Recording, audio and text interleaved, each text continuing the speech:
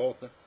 Como sempre, começamos invocando a Santíssima Virgem Maria, o Santo Padre Pio de Pietrelcina, para que roguem a Deus que nenhuma injustiça se cometa nesse programa. Antes de tudo, eu queria avisar vocês que o meu novo livro, A Filosofia e seu Inverso, já está à venda na livraria do Seminário de Filosofia, online. E que nós faremos um lançamento com uma palestra online no próximo sábado, às 19 horas, sábado 7 de julho, às 19 horas, hora do Brasil, contando mais ou menos os antecedentes da produção deste livro e explicando mais ou menos a série da qual ele faz parte, que é uma série de trabalhos curtos sobre vários tópicos filosóficos que começou com a dialética simbólica e ainda deve prosseguir com mais 2 ou 3 volumes.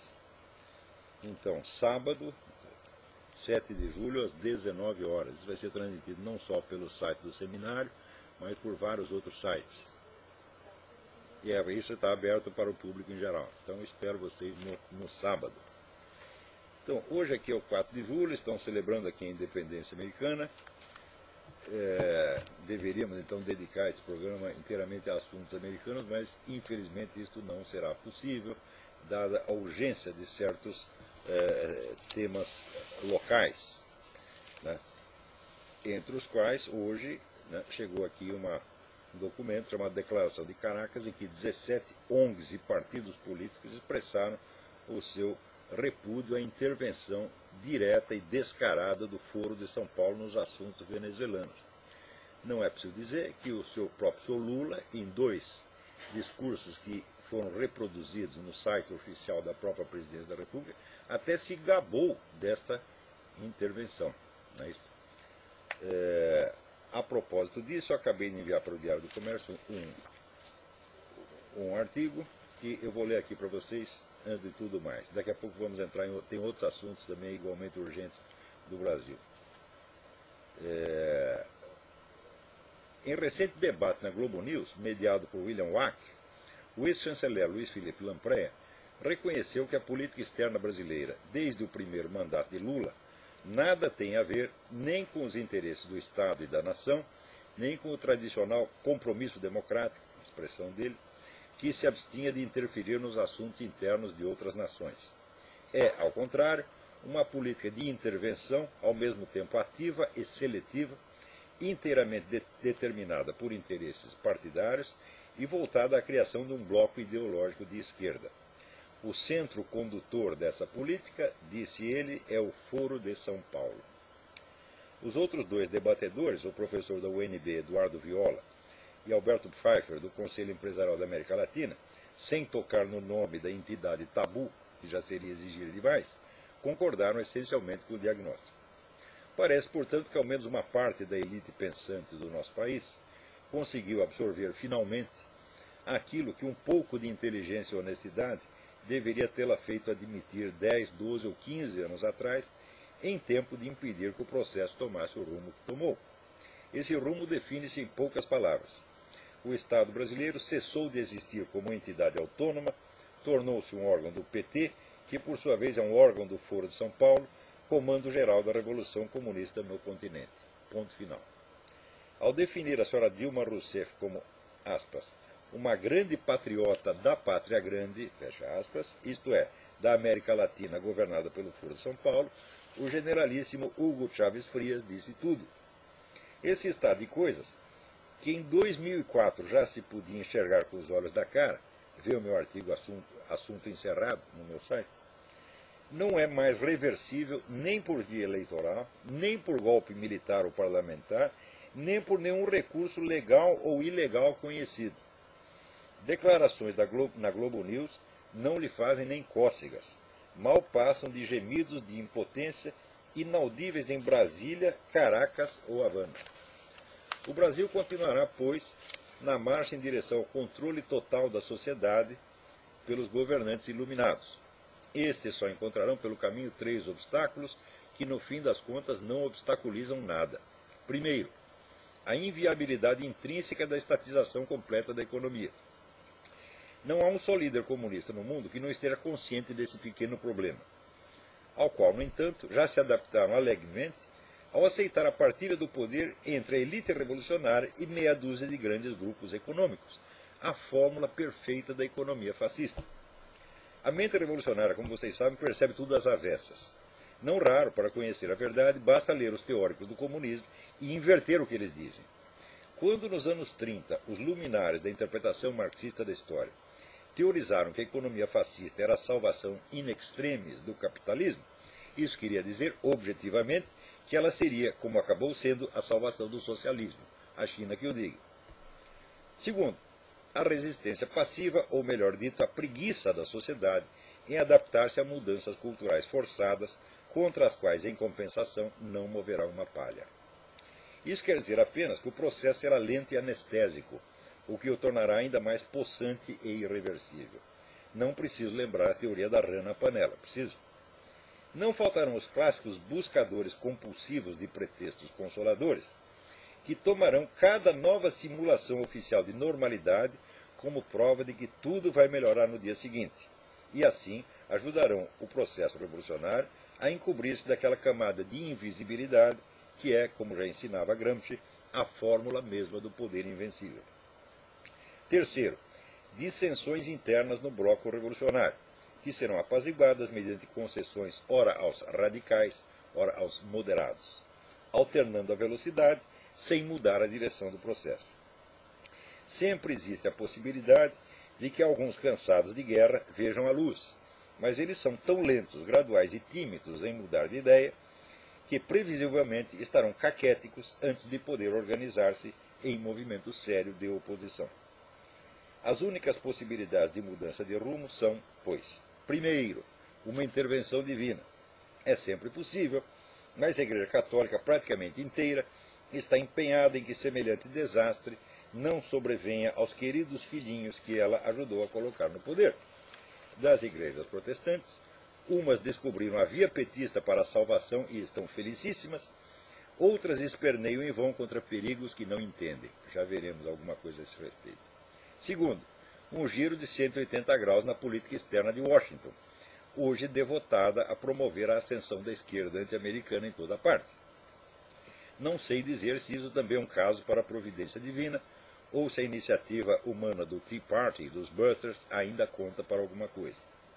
Terceiro, um renascimento cultural que restaure as capacidades normais de percepção nas elites falantes e, num prazo de uma ou duas gerações, torne possível a formação de um movimento popular de resistência, como se viu na própria União Soviética a partir dos anos 60.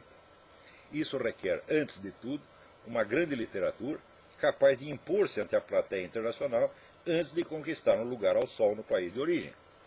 Quando o Brasil tiver os equivalentes de Alexander Solzhenitsyn, Osip Mandelstam, Vassili Grossman, Vladimir Bukovsky, Alexander Zinoviev e similares, talvez seja possível começar a sonhar com um futuro menos deprimente. Fora disso, tudo o que resta é a rã fazer votos de que a água da panela demore um pouco mais para esquentar, que é exatamente o que todo mundo está fazendo. Então, falando aqui nas igrejas protestantes, que estão esperneando contra perigos que não entendem nada, eu tenho que dizer a primeira coisa, vocês têm que decidir contra que vocês estão lutando. Vocês estão lutando contra o homossexualismo ou contra a legislação gaysista que ameaça a sua liberdade religiosa? Vocês têm que escolher, né? Porque o homossexualismo, meu filho, existe desde a queda de Adão. E vocês não vão erradicá-lo. Então vai dar um pouco mais de trabalho. Isso não dá para vocês vencerem.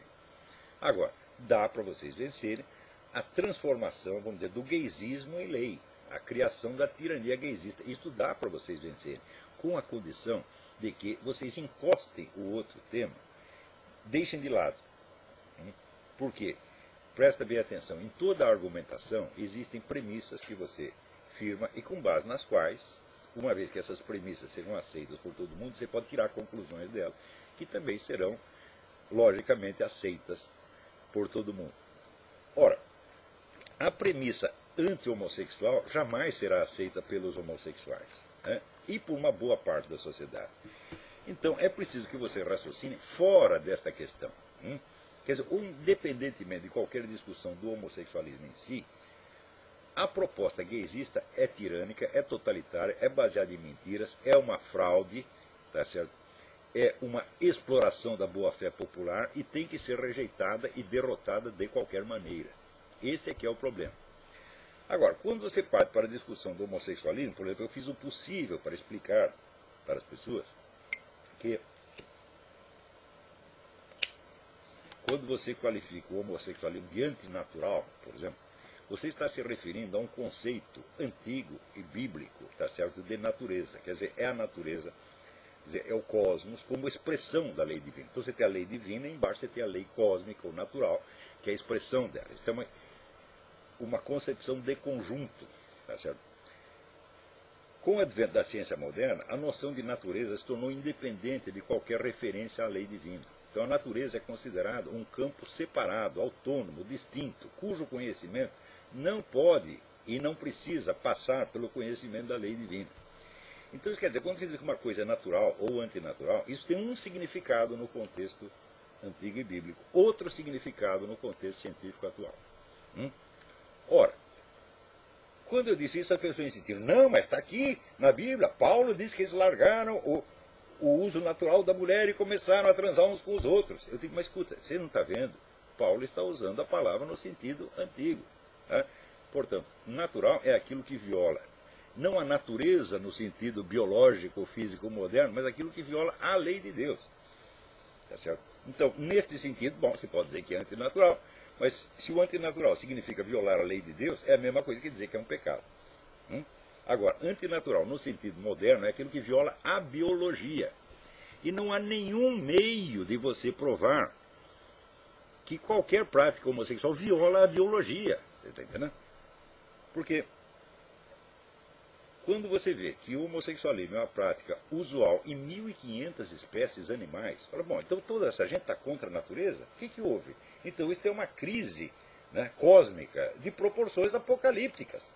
Esses ursos todos transando com outros ursos, que coisa mais indecente. Agora, tem um sujeito que me escreve aliás, muito respeitosamente, tá certo? Mas ele diz, o senhor está enganado? Quando o urso macho transa com outro urso macho, não é homossexualismo, ele está apenas descarregando o seu impulso sexual. Eu digo, uai, mas como que ele vai descarregar o impulso sexual numa coisa que não o atrai sexualmente? Então a descarga do impulso sexual pressupõe a atração homossexual de um urso macho por outro urso macho. Não deveria ser preciso explicar isto, tá certo? Então, ademais, uma coisa que me impressiona muito, a veemência, a valentia com que este pessoal argumenta contra o homossexualismo contrasta da maneira mais acachapante com a sua omissão e covardia na luta contra essa legislação gaysista. Porque outro dia teve a sessão do Senado e vocês deixaram a Marisa Lobo sozinha para enfrentar 400 homens, né, que estavam gritando contra ela, ameaçando, e a mulher sozinha lá para se defender. Não tinha um militante evangélico ou católico lá para defender a mulher. Então, com que autoridade? Vocês são valentes pra caramba para escrever teorias, né? Faz aqui tratados teológicos contra o homossexualismo, mas na hora de lutar contra o perigo, vocês deixam a mulher sozinha. Então, o que vocês são? Vocês são os boiola. É isso que vocês são. Vocês não têm autoridade moral nenhuma para fazer isso. Então, para de teorizar contra o homossexualismo em geral e lute contra o perigo imediato que os ameaça. Tem um pouquinho, um mínimo de senso prático. Daí se você me perguntar, mas lutar como? Eu digo, primeiro, é a coisa mais fácil do mundo. Primeiro, esqueça a questão moral ou imoral do homossexualismo. Você está discutindo ou com homossexuais ou com pessoas que são partidárias do homossexualismo. Então elas não aceitam as suas premissas morais. Tá certo? Mas tem algumas premissas que elas não podem deixar de aceitar, porque elas mesmas apelam a essas premissas. Então, como já ensinava Santo Tomás de Aquino, você tem que usar as premissas que o seu interlocutor aceita. Tá entendendo? Se ele não aceita, por exemplo, a premissa bíblica, não adianta você apelar para a Bíblia na frente dele. É uma coisa elementar, né? Tá? Então, em primeiro lugar, primeira coisa, você tem que desmascarar esta mentira da perseguição anti-gay. Porque os gays os gaysistas, não os gays, não pode falar gay tem um monte de gente gay. Agora, liderança gaysista são umas centenas de caras que estão ganhando dinheiro com isso, hein? E levando vantagem. E que querem mais poder e mais poder. Então vamos distinguir as duas pessoas, esses dois tipos de pessoas. A liderança gaysista diz que 16% da população são homossexuais. Na verdade não são, mas admitamos a premissa deles, 16%. Ora, no Brasil existem 50 mil homicídios por ano. Isso quer dizer que se houvesse 8 mil assassinatos de gays por ano, isso estaria dentro da expectativa estatística normal. Ou seja, para você dizer que existe uma onda de violência anti-gays, seria preciso que a quantidade de gays mortos ultrapassasse, tá certo, a sua participação estatística no conjunto da população. Então, se tem a expectativa estatística seria de 8 mil gays, você me aparece com 10, 12, 15, fala, opa, então está havendo uma violência especial voltada contra gays. Mas existem 8 mil assassinatos de gays por ano? Não, eles já aparecem com 100 e poucos casos. Ou seja, entre os vários grupos sociais brasileiros que estão expostos a risco, os homossexuais são os que menos têm risco. Se houvesse 8 mil assassinatos de gays, isso ainda não configuraria nenhuma violência específica voltada contra gays. Por quê? Porque isso estaria dentro da expectativa estatística real. Se tem 50 mil por ano, 16% vai dar 8 mil. Certo? Então, se fosse 100 mil, seria 16 mil. Então, em vez de 8 mil, eles nos apresentam 100 e poucos casos e dizem, olha aqui a onda de violência. Segundo, todo e qualquer homossexual que morra, já existe a presunção, primeiro, de que o sujeito foi morto por ser homossexual. Outro dia houve um crime hediondo contra o rapaz, apareceu de olho furado, essa coisa toda. Não se tem a menor indício de que o sujeito foi morto por ser gay ou por outro motivo qualquer. Mas já existe a presunção de que ele foi morto porque havia ódio anti-gay. E segundo, existe a presunção de que esse ódio foi incentivado por motivos bíblicos. Então me mostre algum caso, um único, pelo amor de Deus, que o sujeito leu a Bíblia e disse, isso aqui é uma abominação, eu vou sair matando gay. Não tem nenhum. Então isso tem que ser desmascarado de cara, você nunca pode aceitar. Agora, se você aceita a autoridade do seu interlocutor para te acusar de coisas que não existem, e aceita ser julgado nos termos dele, você já perdeu a briga, porra. Em segundo lugar, outro dia houve uma discussão entre o pastor Silas Malafaia e esse senhor João Willis. E o pastor alegava o seguinte, diz, não, homofobia, quer dizer, atos de discriminação contra gays tem que ser punidos por lei. Mas a simples expressão de uma opinião é um direito constitucional. Daí respondia o João Willis. A violência física é precedida da violência simbólica, de um discurso. Eu digo, isso é verdade, isso acontece. Só que, meu filho, as maiores vítimas de violência simbólica seguida de violência física são os cristãos e não vocês. Anualmente morrem no mundo 110 mil cristãos por causa de discursos como esse que você faz. Então você está incentivando uma violência que existe. E nos acusando de incentivar uma violência que nem sequer existe. Então cale a sua boca, tá certo? Em segundo lugar, quando começou a violência contra cristãos? Começou em Roma. Eu acabei de ler aqui no apologista gay John Boswell, alega de que em Roma, nas altas classes, o homossexualismo era perfeitamente aceito, era normal, etc. Então, a classe dominante romana era composta maciçamente de gays, entre os quais imperadores notoriamente gays, como Nero, Calígula, Adriano, está lá na história dos 12 Césares de Suetônio. Quem foi que condenou os cristãos a ser comidos na arena por leões, ou a ser torturados, a ser crucificados? Foi esta gente. Então foi uma elite gay, responsável pelo massacre de cristãos durante 3 séculos. Então, esse Sir John Willis é porta-voz da mesma tendência, do mesmo ódio anticristão, que reconhecidamente mata milhões de pessoas. E ele vem com esses 100 casos de gays mortos, que ele não tem sequer a prova de que foi por preconceito anti-gay, e com base nisso nos acusa a todos de estar gerando violência contra eles. É claro que esse sujeito, vamos dizer, é de uma mendacidade psicótica, no mínimo. Chamar de psicótica é bom, porque você deve chamar de psicopática. Tá certo? Que é uma pessoa insensível à diferença entre verdade e erro. É preciso, então, acusar essas pessoas, vamos dizer, da sua falsidade. Tá certo? Da sua falsidade mal intencionada, proposital, e nunca aceitá-los como interlocutores legítimos. Agora, vocês deixam a Marisa Lobo na condição de fica numa posição de se autodefender, quando vocês deveriam estar lá atacando e dizendo isso. Já vocês, gaysistas, vocês matam cristãos desde o primeiro século. Hã?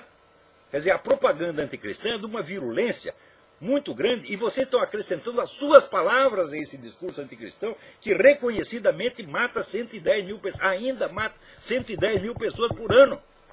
E é isso que vocês querem. Quer dizer, vocês são assassinos de cristãos. Desde o século I vocês são. Por quê? Isso aí não é a prática homossexual, isso é o gaysismo político organizado, isso é outra coisa, meu filho.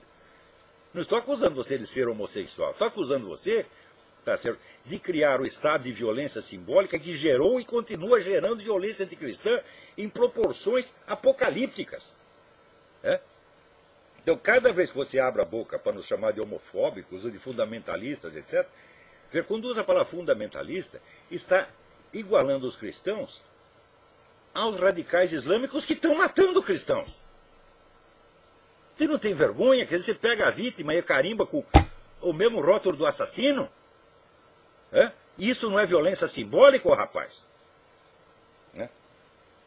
Então, em segundo lugar, vocês concedem a essa militância gaysista o direito de ofender e de insultar vocês ilimitadamente e jamais processo nenhum. Já perceberam isso? Vocês têm preguiça. Se você pegar as declarações que esses camaradas fazem, apelando inclusive, convocando a morte de cristãos, vocês não fazem nada, vocês não reagem. Vocês gostam de escrever no Facebook tratados contra o homossexualismo, o homossexualismo é antinatural. Isso vocês gostam, porque não custa nada, não os expõe a risco.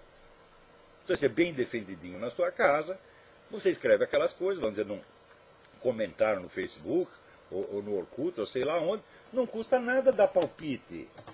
Agora, por que vocês não vão lutar? Como é que vocês deixam a mulher sozinha no Congresso para se defender de uma militância feroz, imbuída deste mesmo ódio anticristão que ódio anticristão assassino que move pessoas como o senhor João Willis? Senhor João Willis, se algum dia o senhor fosse criticado ou discriminado por ser homossexual, eu seria o primeiro que ia defender o senhor. Mas o que você está fazendo não é homossexualismo. Isso não é homossexualismo, meu filho. Isso é ódio anticristão, ódio assassino, que já matou milhões de cristãos, começou a matar, a elite gaysista romana começou a matar cristãos no primeiro século e continuou por mais 2 séculos. É verdade que 1500 anos mais tarde, em algumas cidades da Itália, houve de fato perseguição violenta contra gays. Era punido até com pena de morte. Mas quantos morreram? Pega lá, eu estudei essa história. Não morreram 500. E foi localizado, foi durante um período num lugar. Agora, a perseguição cristã foi no Império Romano inteiro. E depois vieram outros doutrinários anticristãos na Revolução Francesa, na Revolução Russa, agora na Revolução Islâmica, e a matança de cristão continua.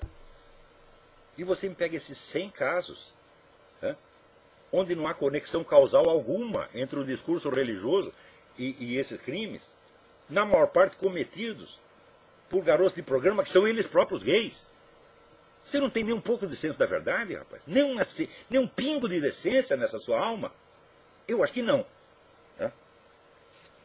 Então, vocês têm que ter, vamos dizer, uma militância legal. Vocês têm que ter advogados que processem esse cara. Abriu a boca para fazer ameaça, ou para insultar, processa.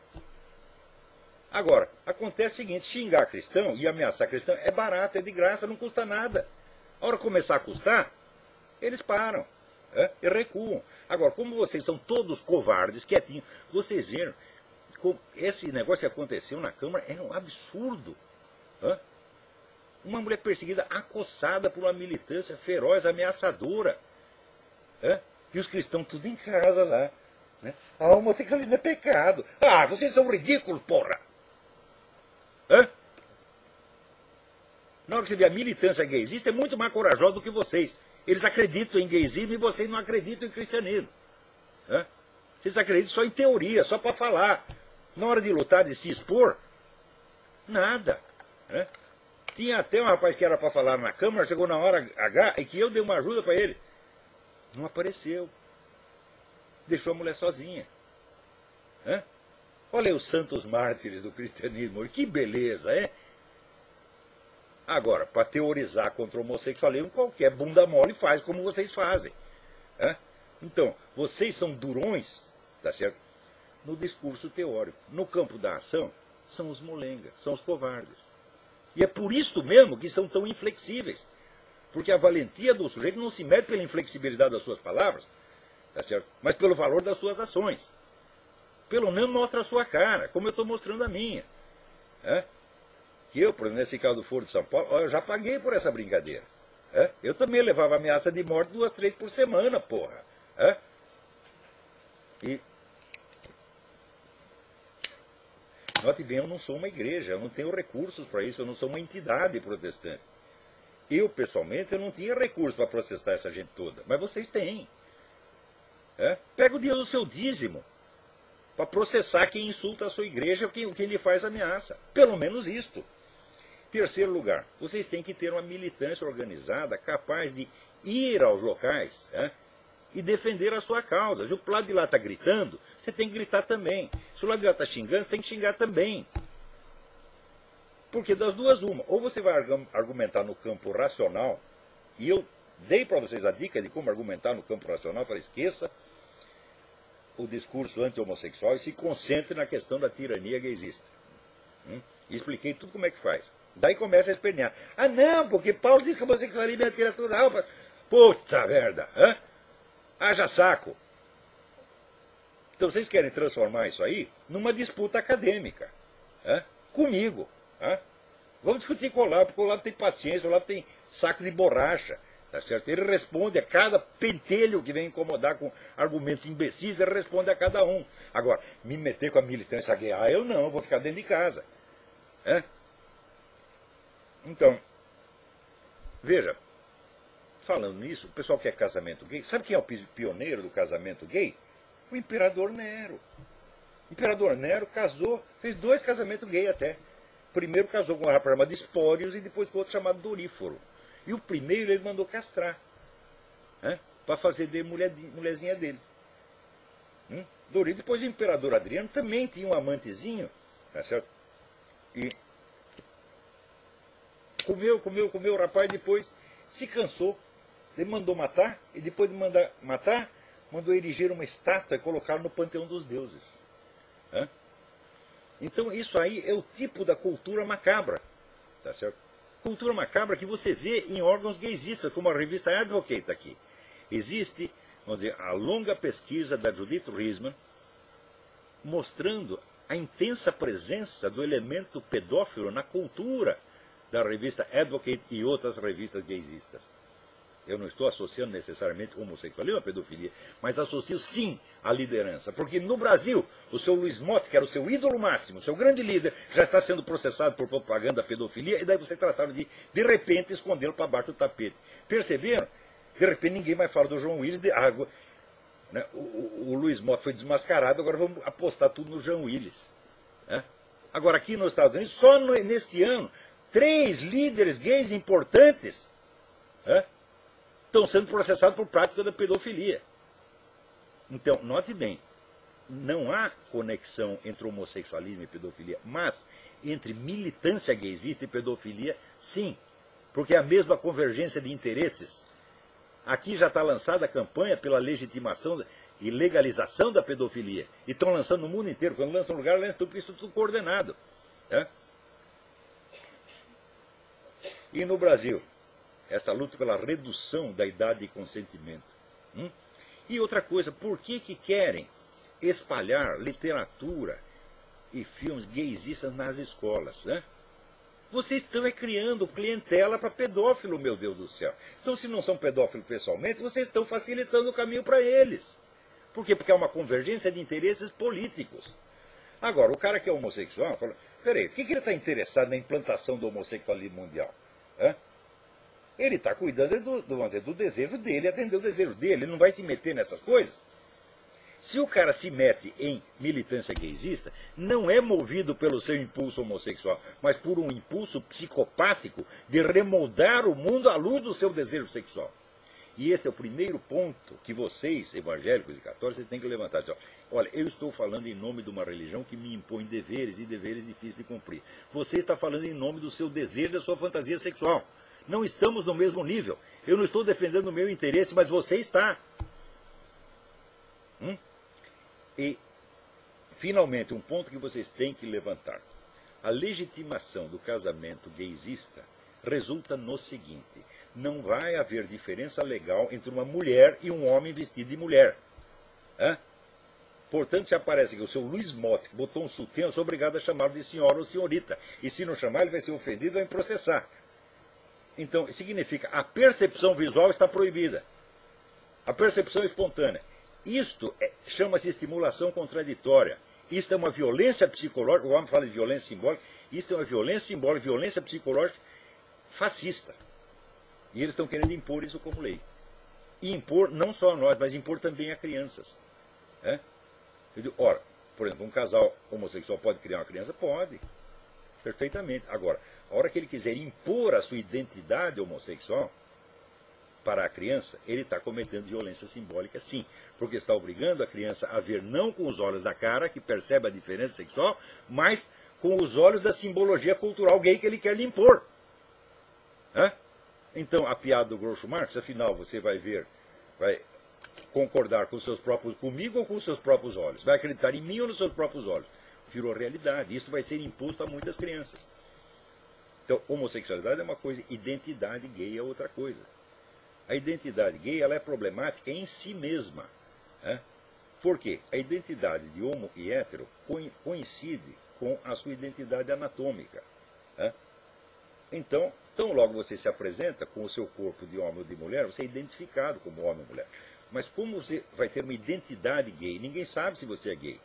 Então você tem que criar uma identidade mediante um gestual, mediante voz, mediante símbolos culturais. Note bem, por mais que você capriche nessa identidade, ela nunca é perfeita.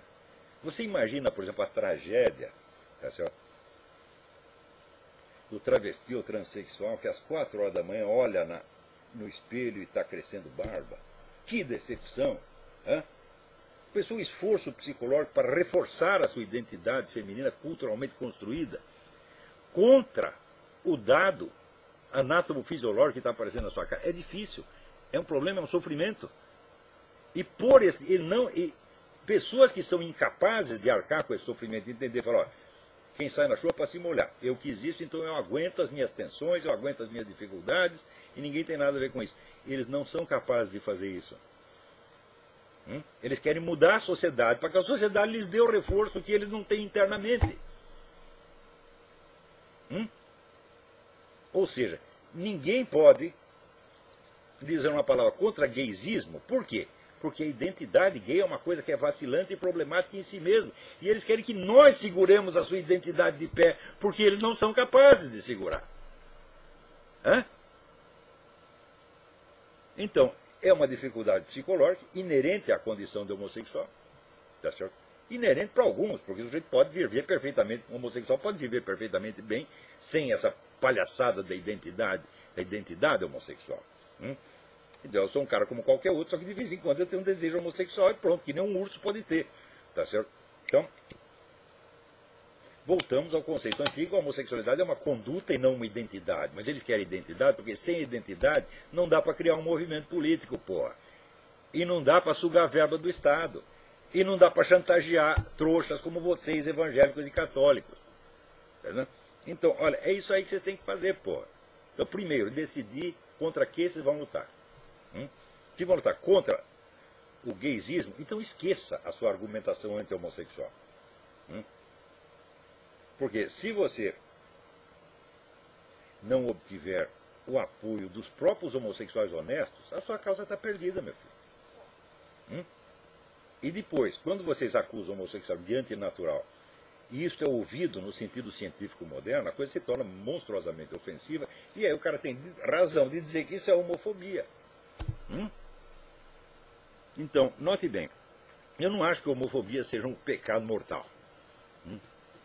Assim, qualquer pessoa com alguma experiência da vida sabe que o fenômeno chamado sexo, ele inclui necessariamente a atração por certas coisas e a repulsa por outras. Por exemplo, se você tem atração, digamos, por um certo tipo de pessoas e quiserem te impor outro tipo de pessoa, por exemplo, o sujeito é vidrado, sei lá, em jovenzinhas, tipo modelo da Playboy.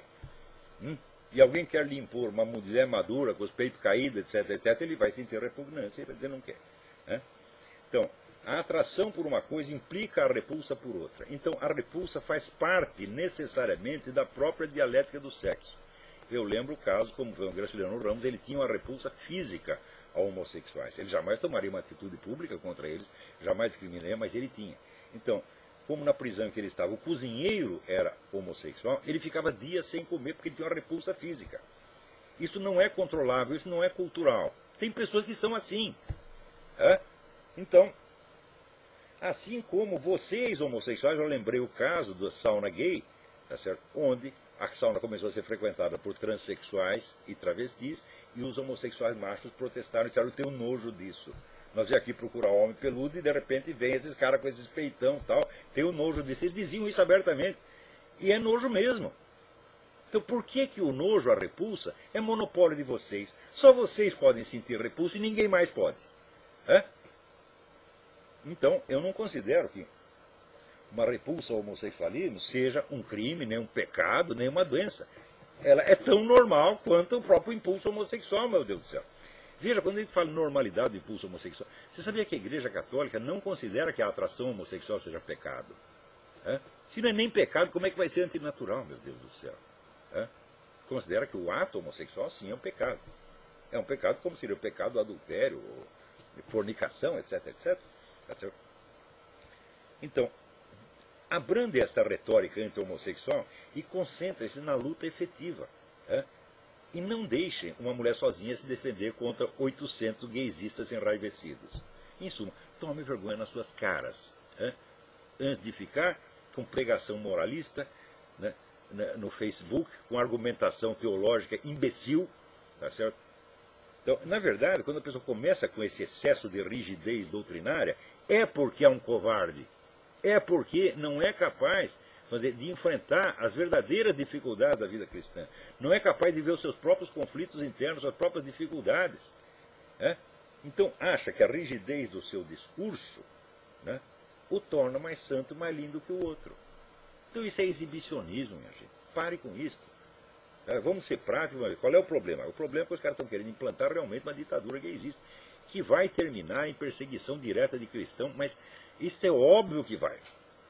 O que move gente como o Sr. João Willis é o mesmo ódio anticristão que movia a elite romana. Não tenho a menor dúvida disto. Então, veja se alguma vez alguns desses líderes gaysistas, né, disse uma palavra contra o morticínio de cristão no mundo. Nunca. Mas quantos cristãos já não protestaram contra a violência homossexual? Eu mesmo. E num protesto de boca. Eu já me envolvi em briga de rua para defender um traveco que estava sendo agredido. Com risco. Era 4 neguinhos, tinha só eu e a mocinha a garçonete do café ali. A gente ia apanhar que nem os loucos. Felizmente a polícia chegou antes de a coisa chegar a isso. Então, muito bem. Eu recomendo para vocês o último artigo do Cliff Kincaid, que fala do livro Castro Secrets, de Brian Latell, que é um cara que foi agente de serviço secreto americano, e que mostra lá, confirma aquilo que está no filme alemão que eu comentei, Rendezvous with Death, Encontro com a Morte. A morte do Kennedy foi obra do serviço secreto cubano. Agora, o que se criou aqui, vamos dizer, de uma rede de proteção para encobrir isso é uma coisa fantástica. Fantástica. Agora, leiam também no livro do Vladimir Bukovsky, Julgamento em Moscou, Jugement à Moscou, se os que leem francês. O livro não foi publicado nos Estados Unidos porque ele odeia a sociedade americana, fala coisas tão horríveis que os editores ficaram inibidos. Tá certo? Ele mostra lá, vamos dizer, que os grandes canais de televisão americanos, durante a guerra do Vietnã, iam pedir orientação para o governo soviético. E seguiam aquilo à risca. Então, o que eu escrevi no meu artigo, falou, olha, a narrativa dominante nos meios de comunicação americanos foi inteirinha concebida pelo governo soviético. Não é exagero não, minha gente. Né?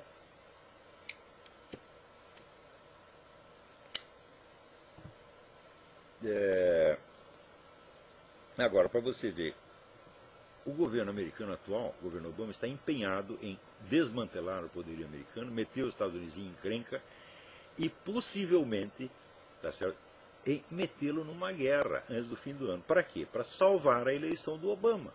Estava aí o Donald Trump advertindo isso, e é um risco real. Real, porque o sujeito está ajudando a revolução iraniana e islâmica em toda parte, menos no Irã. Então, porque o Irã tem armas atômicas, está ameaçando bombardear Israel e bombardear a marinha americana, então aí não tem jeito, porra. Você viu o americano falou, o governo falou, não, nós não vamos negociar porque nós não sabemos mais como negociar. Então, eles estão exprimidos pelo radicalismo iraniano e vão aproveitá-lo, talvez, para fazer uma guerrinha, tá certo? Que vai ser evidentemente inútil, porque você não vai dizer que os Estados Unidos vão poder ocupar o Irã, como não puderam ocupar o Iraque, tá certo? Mas talvez salve a eleição do seu Barack Obama. Né? Agora, essa semana aconteceu na Colômbia uma coisa extraordinária.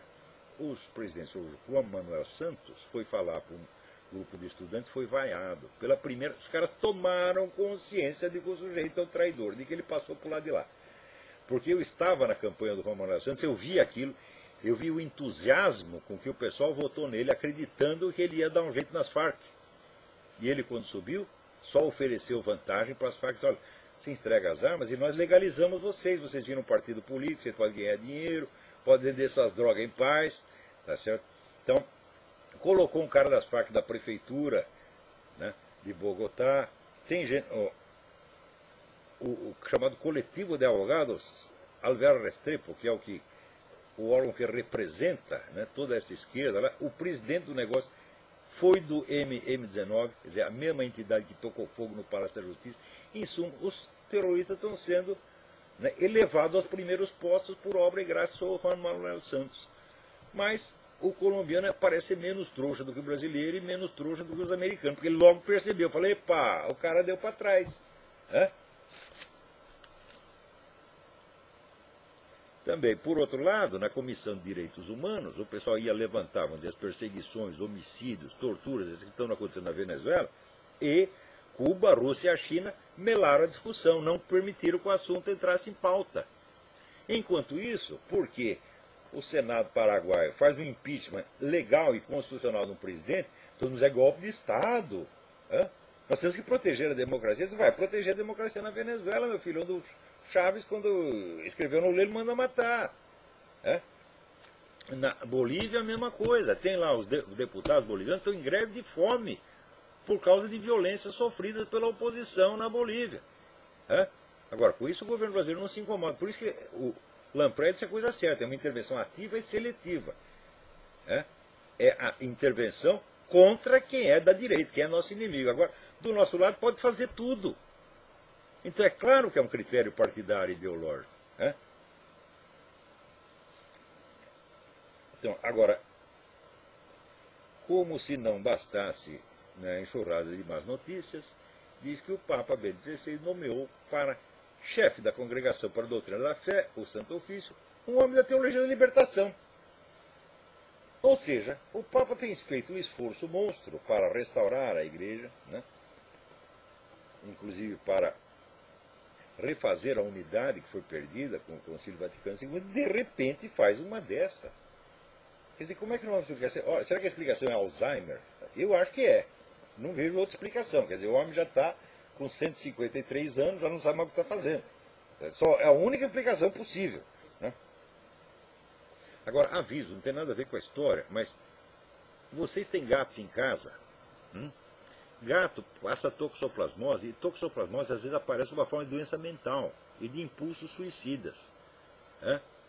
Então, se você tem gato, cuidado. Você tem que velar, porque está provado que assim, o número de suicídios é maior entre proprietários de gatos do que entre proprietários de qualquer outra coisa, tartaruga, cachorro, coelho, você está entendendo? Então, cuidado com os gatinhos. Mulheres, sobretudo mulheres solitárias, gostam, né? Gostam muito de gatinho, né? Eu aqui não tenho gato nenhum, tenho 4 cachorros, eles comeriam os gatos. Agora, aqui nos Estados Unidos, já tem um estado, não sei qual, peraí, deixa eu ver aqui. Ah, não interessa também. Tem um estado aqui que o cara deputado está fazendo uma lei, propondo uma lei, em que uma criança pode ter 2 mães, ou 3 ou 4. Então, quando eu disse para vocês, na onda desse negócio de casamento gay, vai vir a destruição total do direito de família. E foi feito para isso. Então você tem o casamento gay, depois você tem o casamento poligâmico, depois tem 3 mães, depois tem o casamento coletivo. Eles vão impor tudo isso sim. Não é exagero meu, eu sei, eu leio os documentos do caso, leio as discussões internas. Você tem que ver não o que eles dizem para o público, mas o que eles dizem uns para os outros, porra. Como o Foro de São Paulo. Veja, por que gente como o senhor Lampré levou tanto tempo a perceber o Foro de São Paulo? Porque ele julgava as coisas baseado nas declarações públicas que o PT fazia na mídia. Eu digo, mas é um erro primário. Você tem que buscar os documentos diretos, as fontes, as discussões internas do partido. Não a sua propaganda. Mas a propaganda do PT era subscrita e aceita por toda a mídia como se fosse a expressão da verdadeira natureza do PT. O movimento gaysista também é a mesma coisa. Você tem que ler o que eles dizem uns para os outros, os planos que eles estão fazendo, planos internos. Assim como essa turma do Obama, a mesma coisa, porra.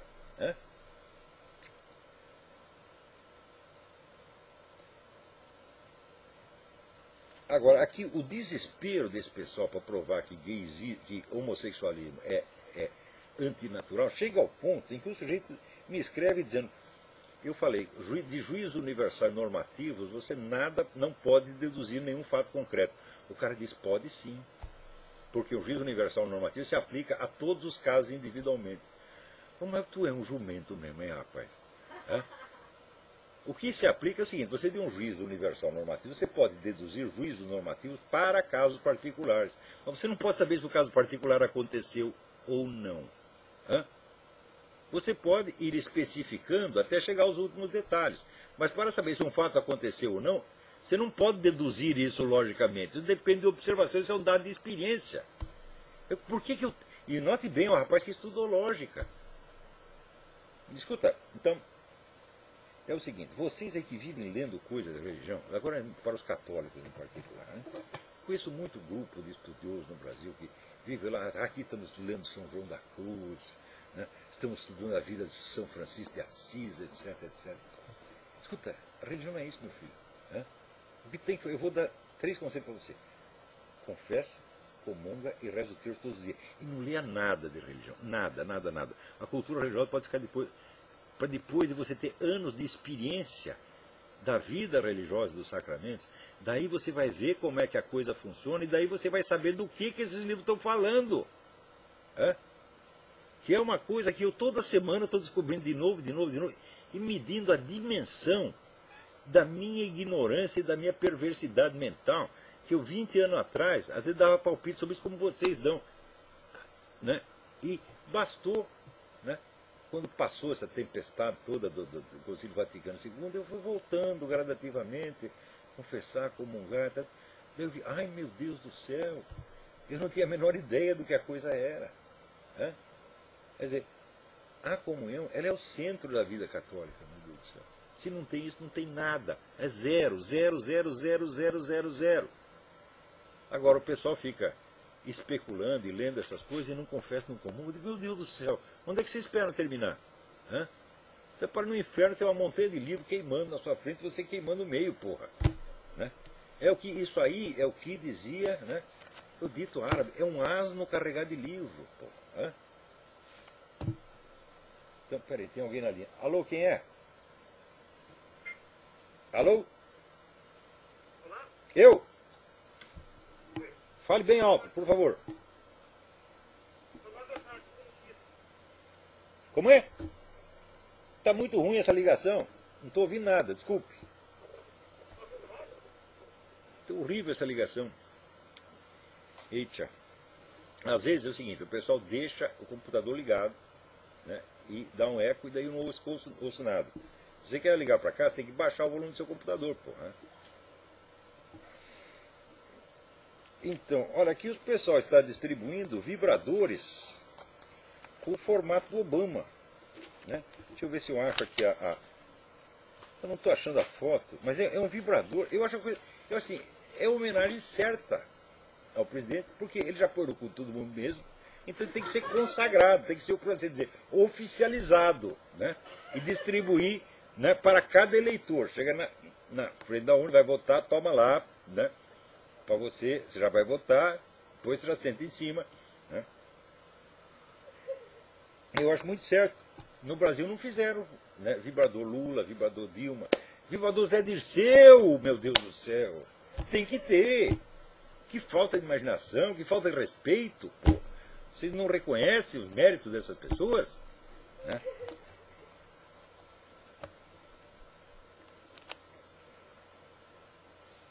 Vamos ver o que... Aqui tem uma velhinha de 113 anos, né? Está com 113 anos, ela fuma, dá 10 cachimbadas por dia, 10 vezes por dia, pega o cachimbo, e está lá, que nem aquele velhinho que morreu com 100 e tantos, que disse que a fórmula da longevidade era, como é? Era uísque, cigarros e mulheres fogosas, né? Tá lá. Também teve o outro que está com 104 anos, deu uma entrevista, falando, eu parei de fumar no ano passado, sabe, está me fazendo muito mal. Né? Eu fumou até os 103, daí parou que estava fazendo muito mal. Né? Então, e vocês, o seu modelo de saúde é o Dr. Drauzio Varela, olha a cara dele. Né? Ou então é o poeta ateu, que diz que eu vou morrer porque estou fumando. O cara tem 20 anos a menos que eu, parece 30 a mais. Tá lá, vai morrer. Pô, o que é, gente? Vocês não se enxergam, hein? Então, olha, eu acho que por hoje eu vou parar por aqui mesmo. Não esqueçam do lançamento do livro no sábado, tá certo? Sábado, dia 7, às 19 horas, hora do Brasil. Tá bom? Então, até a semana que vem. Muito obrigado.